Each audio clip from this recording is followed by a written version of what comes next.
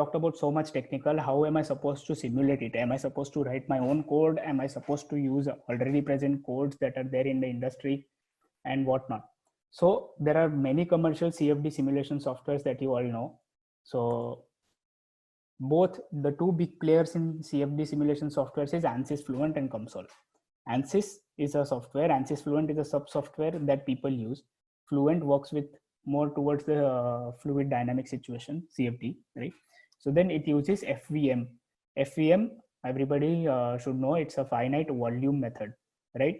So it uses small volumes in order to find out the heat in a particular geometry, and then from that heat generation you can actually simulate. So here you don't actually need to write your own code. The code has already been written. You just need to use that code. You need to give your own inputs, outputs, what you need, temperature, heat generation, and you'll get the output file of it. Or you'll see the, as we'll see in the later case study, you'll see the beautiful colorful pictures of heat generated in the battery. Now there are actually three models in this particular software. One is called MSMD. MSMD stands for multi-state, multi-dimensional. So you have different dimensions. You have three-dimensional models. You have different states. Your state can be solid, liquid, gas, plasma, whatever. And then you have other called ECM. ECM works for equivalent circuit model. So equivalent circuit model works like you are actually making one circuit out of the battery that is already there, and then you are simulating the heat generation. Now the problem with ECM is you don't actually simulate, as we talked about, the reversible part. You only simulate the irreversible part of the heat generation, which is not good. So many people don't use ECM, but they try to use MSMD or P2D model. So now what is P2D? P2D is some model that was developed by Newman. Newman comes again, and he developed a set of equations which actually generates, or which actually gives the heat generated in a battery. Now there is a very easy modeling way, very easy way to model internal short circuit inside the battery. Now if you have internal short circuit, you will find about what temperature it goes to, which part is more susceptible to higher temperature, do we need to change the cooling strategies or not. These are all the things that we talk when there is a modeling of internal short circuit, right? Now in CFD terms, I don't know if you guys know or not, but there is something called reduced order of model. Reduced order of model is you are not actually using all the four equations at the same time, but you are using only two at the same time, and then you are using two later on. So that is called reduced order model. It's very technical, but then you can talk to anybody of your seniors to understand whether what is reduced order model used for. Now multi-physics setup comes into play where you are cooling the battery, you are using the heat generation equations also, and then you are giving an output file of the combination of the two. So then that's why it's called multi-physics setup. You have heat equations, you have flow equations, you have phase change equations. Then there are many multi-physics that are combined together, and then you are giving an output like that. And it gives precise results. As you all know, ANSYS is a very commercially trusted solver, or what do we say, one of the best softwares that is there. Now COMSOL comes into COMSOL. Now COMSOL actually doesn't use FVM, it uses FEM. FEM is finite element method, which is less precise than FVM, but then it gives results faster as compared to FVM. So it is much faster. ANSYS is much slower, but ANSYS is much more precise, and it is less precise as compared to ANSYS. So then you have to make a deal between those two and find out which is the best for you. Now there are already predefined battery models, just like MSMD, ECM, P2D, and ANSYS. There are predefined battery models in COMSOL as well, and then you can use those battery models and combine. Now the best thing with COMSOL is you can make a 1D battery like in MATLAB Simulink, and then take the results out of it and use it in a 3D battery for heat generation, and then you can use for the cooling, like same force convection, natural convection, whatever. So then this is the best thing that COMSOL does, is you can actually mix two different dimensions, 1D battery and 3D battery for cooling, which you cannot do in ANSYS. All you have to do in ANSYS is give one geometrical input, it will mesh, and then it will give you the answer. Then ANSYS can be linked with MATLAB Simulink also, but then it is way too technical. It's way too difficult. In COMSOL, you can link it very easily with MATLAB Simulink. You can give your inputs, which are transient inputs from a car, and then you can give those inputs for the battery heat generation, and then you can use those inputs as the inputs for the heat equations, and then you can cool it, right? Say it's cooling part. So then it's very, very, very robust, and then it's faster and cheaper as compared to ANSYS, as we said. Cheaper, of course. Yeah, as a commercial engineer, you have to find out which is cheaper. And there is a called COMSOL application builder. What COMSOL application builder does is you can generate your own application. All you have to do is click 3 times. It will give you an application which you use, give your inputs, and then it will give you your outputs of temperature and whatever. So it's very, very, very easy. You are getting an application, say on your phone, and then all you have to do is run that executable file .exe file, and you are getting output. So it's so easy for anybody who is not an engineer. For somebody who is not an engineer, all he has to do is give inputs and then he'll get outputs. He doesn't need to mesh or anything. So that is the best thing with COMSOL. But again, they are less precise as compared to ANSYS. So you have to make a deal between those two. Now, other than this, what are all lithium ion battery simulation softwares? These are the best two. Now there is called something called BEST also. What this BEST does is, this is just in order to use for battery heat generation. They don't have CFD softwares, but they have battery simulation part inside it. All it does is simulate battery heat generation. So it's very easy, very commercially trusted also. But then all you have to do is understand how to use it. Again, it uses FEM technique. So it's commercially trusted also. And then there is something called Star CCM Plus. I don't know if you guys know. Star CCM Plus is again trusted CFD software. They have been working from past 3 years in order to generate battery simulation, heat equations. And then they are working towards generating CFD solutions for battery. Then there is something called Battery Design Studio. Now this is used by Panasonic. This is used by manufacturers, say LG Chem. And these Battery Design Studio is used by the manufacturer, not by the CFD engineers in the manufacturing part. They are trying to optimize the geometry. They are trying to optimize the anode, cathode, the electrolyte system. Now QuickRSim CFD, you have seen a lot. QuickRSim CFD actually has its own reduced order models. In CFD terms, we call it ROMs. So they have ROMs which are so good that you can get your battery results in like say 10 minutes or 15 minutes. They are not as precise as ANSYS or COMSOL, but then you have some visualization how your battery will heat, how you will cool your battery. And in the end, if you are a very hardcore engineer, say I want to write my own codes, okay, go on internet, find out a paper and try to code it in MATLAB Simulink. So MATLAB Simulink is already there. So then MATLAB Simulink is very robust, but very, coding conscious software, where you have to code it and then you can use it in order to generate your own results for heat generation, right? So these are all battery simulation software that are there. But again, these two are the main players when it comes to battery. Every company wants, if you say like I know ANSYS Fluent for battery heat generation, okay, then you know actually what is ANSYS, what is battery heat generation. If you say COMSOL, I know COMSOL multiphysics for battery, okay, then you are a good CFD engineer, you know at least what is battery heat generation, how to model it. If you know these two, then you can work on any of these 5. But if you don't know this and you know any of this, then it might be a little difficult for you to go back on ANSYS and COMSOL, right? So then say, having heard all this technical stuff, all the software stuff, all the CFD part, I want to go and start simulating a battery tomorrow. How do I start? Well, it's quite difficult right now after in this Corona period, but say after 3rd May or 11th May, whatever. So these are all the hierarchical parts or hierarchical positions that are there. Now again, there are 2 parts. There is one CFD part, one simulation part, who always sits in front of the computer and works and simulates the battery. And there is one experimental part who doesn't care about that. He cares about the results, but he doesn't care about the model setup and all.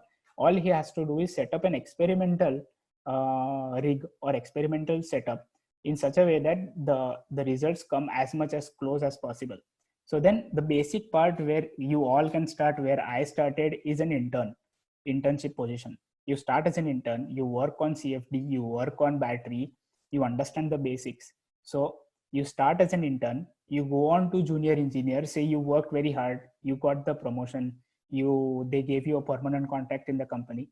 You go on to junior engineer of battery, of CFD, you work on it, and then again whatever you proposed, you will get again a promotion or whatever we can say, and you went on to lead a project. Say there is a project who is actually working on developing dynamic cooling for a battery. Now this project, you are the manager, you are the leader, so you will be controlling that junior engineer, you will be controlling that intern, and then you are responsible for whatever results you give to the your manager, or say your boss. So he is called as the work package leader. Work package leader is this: the guy will come to you and he'll say you are the responsible person for developing the battery section of say Chevrolet Volt. Now Chevrolet Volt's battery part comes under you. Now you have to find out whether to manage the experimental part, whether to manage the simulation part, whether to manage the manufacturer. All you have to do, you have to take under consideration every aspect, and then you are responsible if the battery explodes tomorrow. While on the road, somebody is driving, the battery exploded. The company will come to the work package leader and he'll say what happened with the battery section. Now that work package leader is answerable to the manager.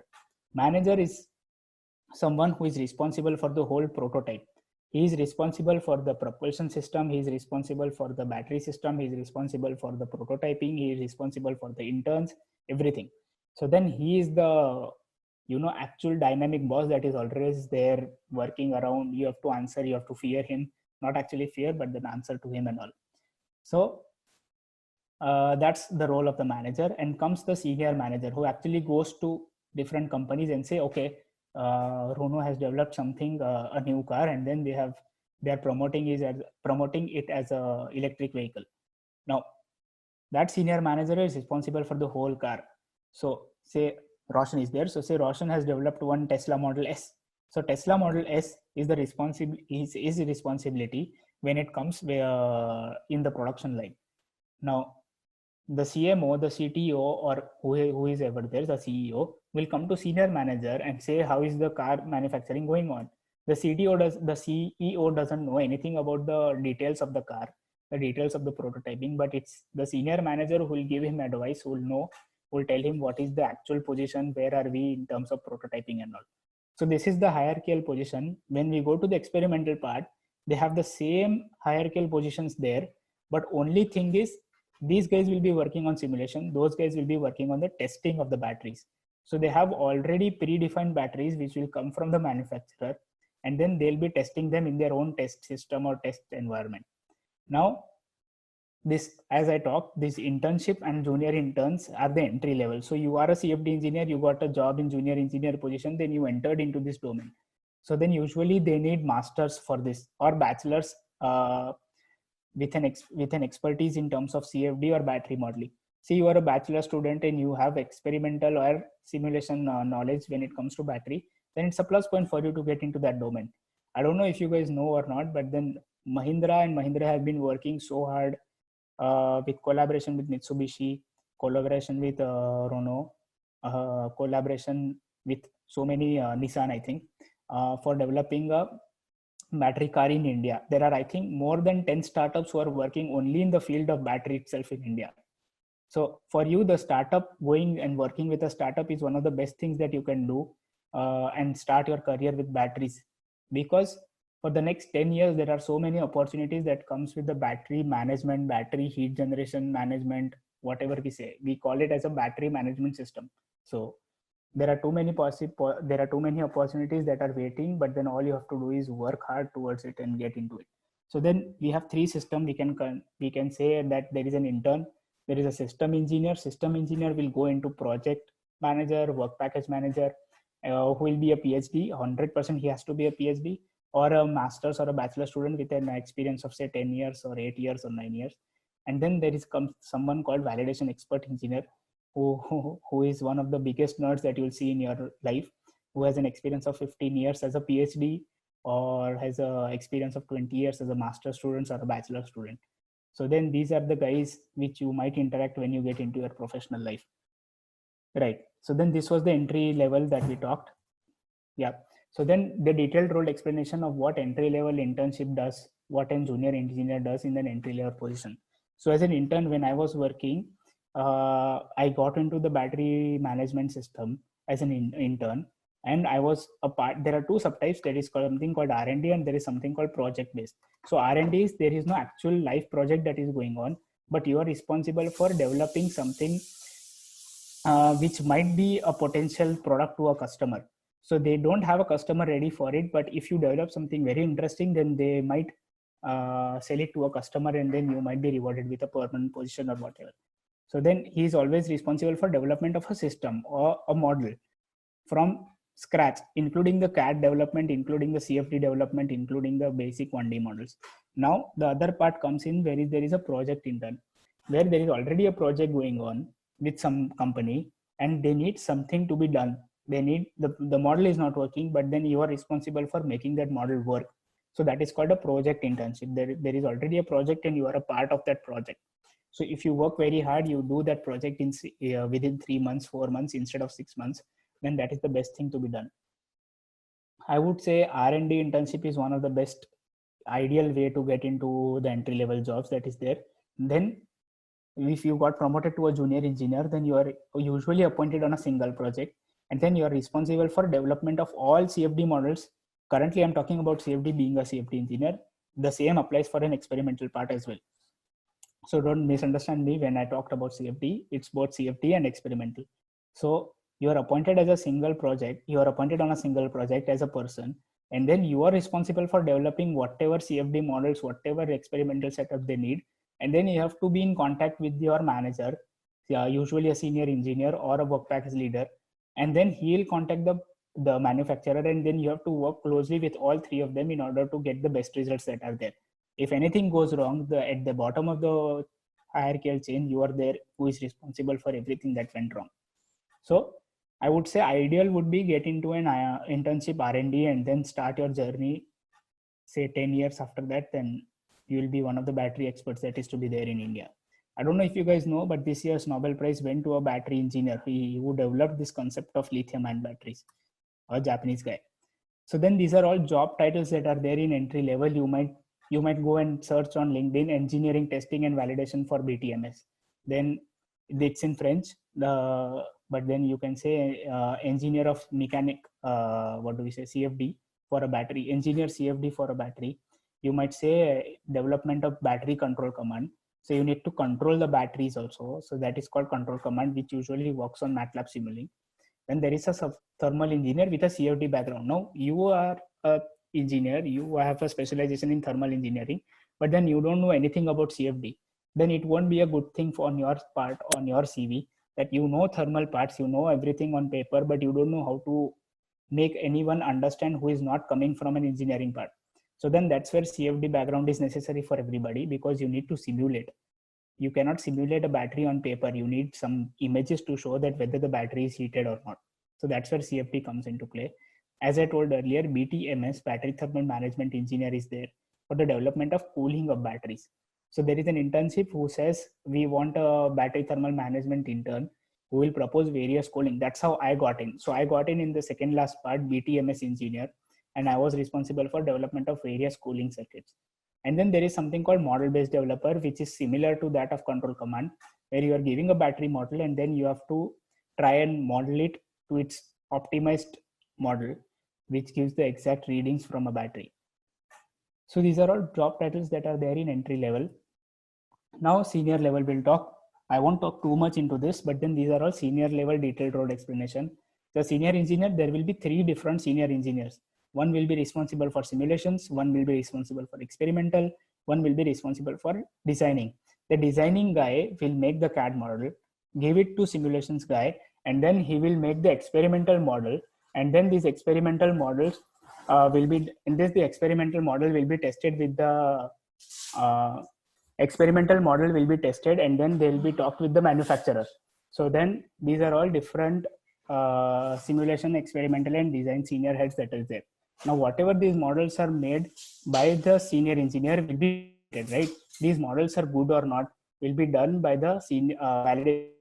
So then the validation expert actually manages the senior engineers and says whether he is correct or wrong. So usually he is between the manufacturer and the team, say Renault team or Nissan team or say Ford team, right? Now senior level, say there is someone called project head, there is someone called work package leader. Now what project head does is, project head is responsible for the whole project that is there by a company. He is responsible for say electric vehicles battery. He is responsible for say electrical vehicles control command. He is responsible for autonomous drivers, whatever. So he is responsible as a project leader. And there is work package leader, as I already said, who has to know the simulations part, who has to know the experimental part. Now in senior level, there is something called, these are all job titles that are there. There is someone called lead engineer. Now he is the lead engineer for battery management system. He's, whatever he says will be done by the junior engineer and the intern.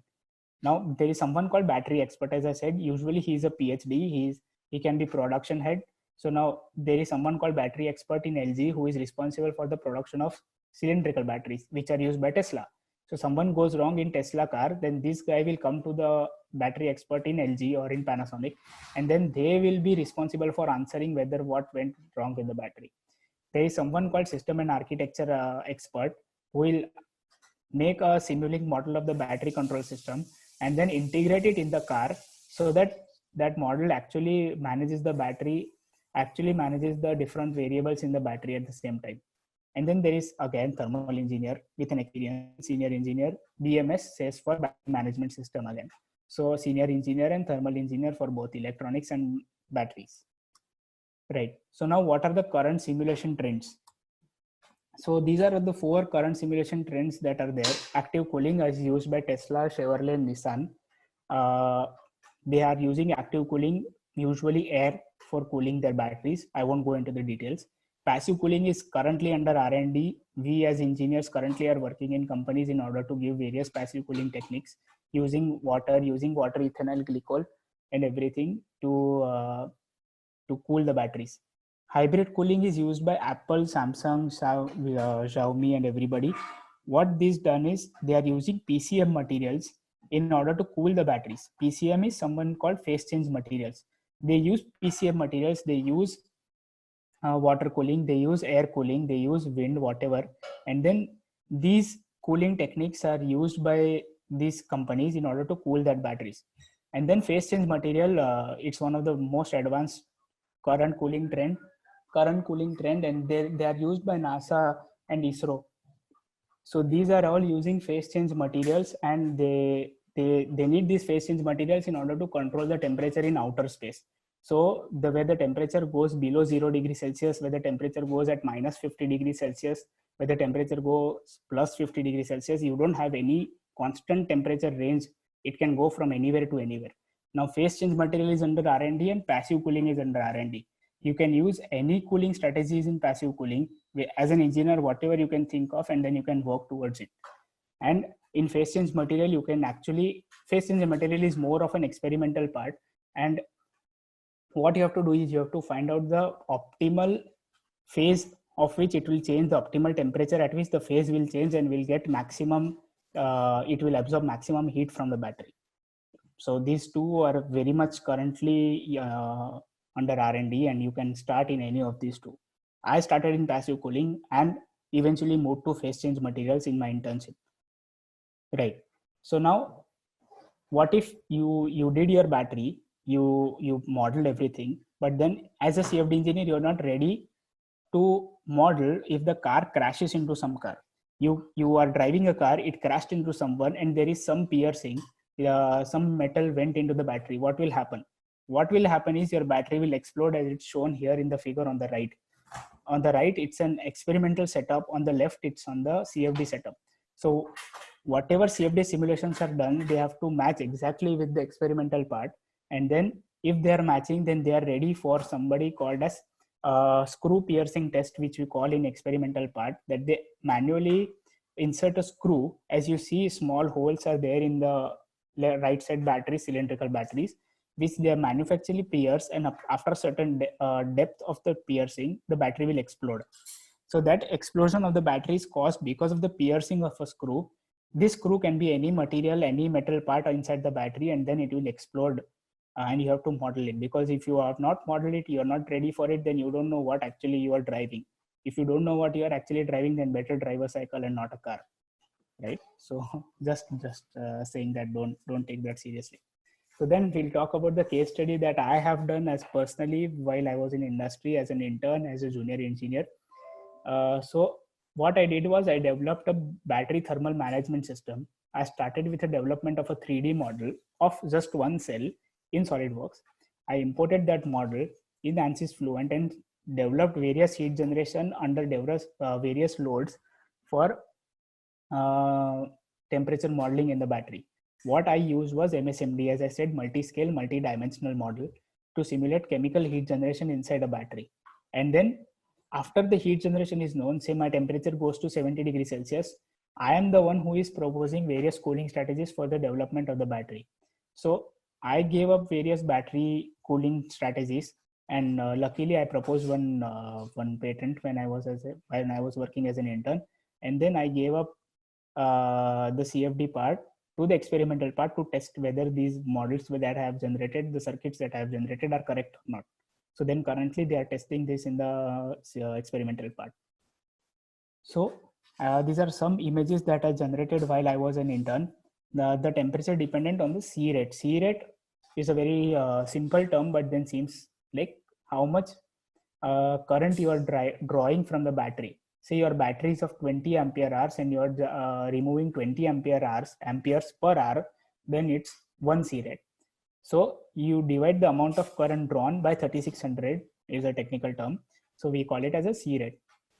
So on the left, we see a graph. On the extreme left, we see a graph where the heat generation is dependent on the C rate. So if you are pushing the accelerator completely, you are actually using a lot of energy from the battery. The C rate is very high, and you can see the heat generation actually climbs to 30 watts.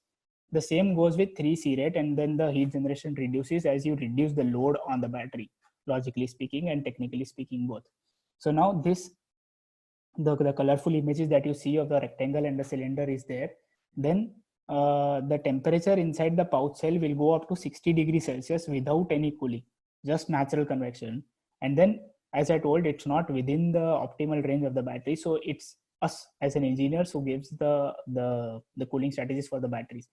The pouch cell is getting heated in the center, and the same trend continues in the cylindrical cell. So why is you who will think of it?